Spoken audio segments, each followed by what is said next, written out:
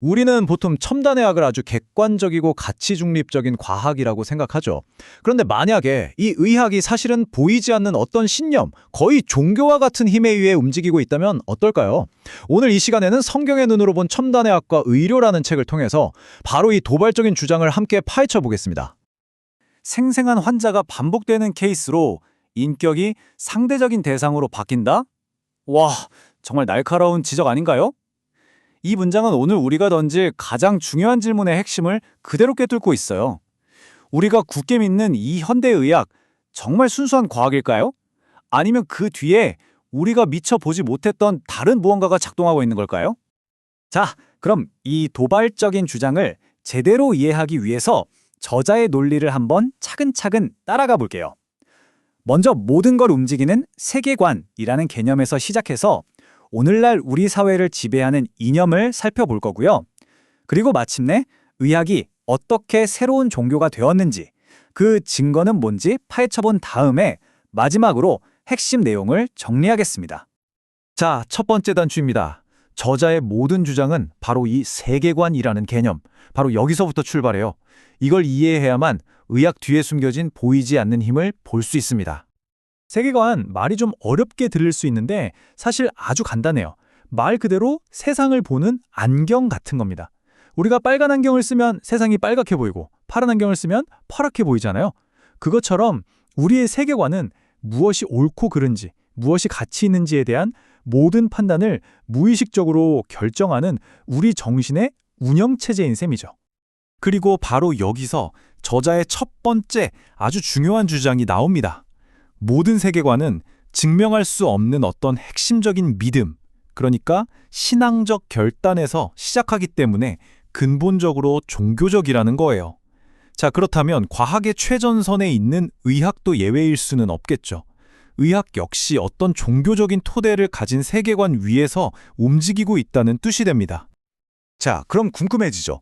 오늘날 이 첨단 의학을 움직이는 그 보이지 않는 세계관은 대체 뭘까요? 저자는 그것을 바로 세속적 인본주의라고 딱 지목합니다. 이 세속적 인본주의의 핵심 교리들을 한번 쭉 보세요. 신은 없고 인간의 가치는 절대적이지 않다. 희망은 오직 과학기술에만 있고 삶의 의미조차 우리 인간 스스로 만들어야 한다. 어떠세요?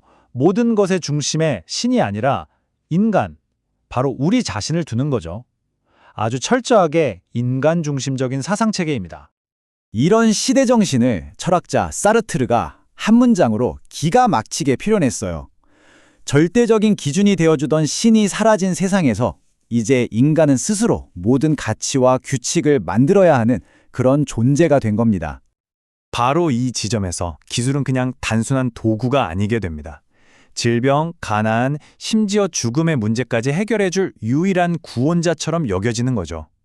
기술에 대한 믿음이 곧 새로운 신앙, 즉 유사 종교가 되는 겁니다. 자, 이제 드디어 저자의 가장 대담하고 어쩌면 가장 도발적인 주장으로 들어갑니다. 바로 첨단의학이 더 이상 단순한 과학이 아니라 전통 종교의 역할을 대신하는 새로운 종교가 되었다는 겁니다. 저자는 이 권위가 넘어가는 과정을 세 단계로 설명하는데요. 한번 들어보세요. 먼저 우리는 질병 극복이라는 아주 선한 목표를 위해서 의학에 절대적인 믿음을 줍니다. 그러다 보면 그 목표를 위해서는 어떤 희생도 정당화되고 결국에는 의학이 인간의 미래를 결정하는 신 같은 존재가 되어버린다는 거죠. 우리는 그저 그 방향을 따르는 신자가 되는 셈이고요. 주장만 하면 안 되겠죠. 저자는 의학이 새로운 종교라는 걸 뒷받침하기 위해서 아주 흥미로운 세 가지 증거를 제시합니다. 바로 헌금, 교리, 그리고 희생제물이에요. 첫 번째 증거, 바로 헌금입니다. 놀랍게도 지금 미국이 의료에 쏟아붓는 돈이 국가를 지키는 국방 예산을 넘어섰대요. 저자는 이걸 보고 마치 중세시대의 사람들이 구원을 받기 위해서 거대한 성당을 짓는 데 막대한 돈을 바쳤던 것과 똑같다고 말합니다. 두 번째는 교리의 변화입니다.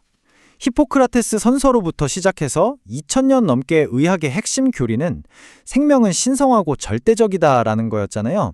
그런데 저자는 로 대 웨이드 판결을 기점으로 이 오랜 교리가 생명의 가치는 상대적이고 실용적이다라는 새로운 교리로 완전히 대체되었다고 주장합니다. 이건 마치 종교의 핵심 교리가 바뀌는 것과 같은 엄청난 사건이라는 거죠. 그리고 마지막, 아마 저자의 주장 중에 가장 충격적일 수 있는 비유인데요. 바로 희생 제물입니다. 저자는 현대의 낙태와 배아 연구를 고대 이교도들이 부와 편의를 얻기 위해서 자신의 아이를 몰렉이라는 신에게 제물로 바쳤던 관습에 빗대어 설명합니다. 의학 발전이라는 새로운 신을 위해 치러지는 희생이라는 아주 강력한 주장입니다. 이렇게 헌금, 교리, 희생 제물까지 다 갖춘 이 의료 종교는 대체 어디로 가고 있는 걸까요? 저자는 그 궁극적인 목표가 바로 인간이 생명의 창조주, 즉 신의 자리에 서려는 것이라고 말합니다. 복제양 돌리가 태어났을 때 신문 헤드라인이 이랬다고 해요. 오늘은 양, 내일은 인간. 정말 상징적이지 않나요?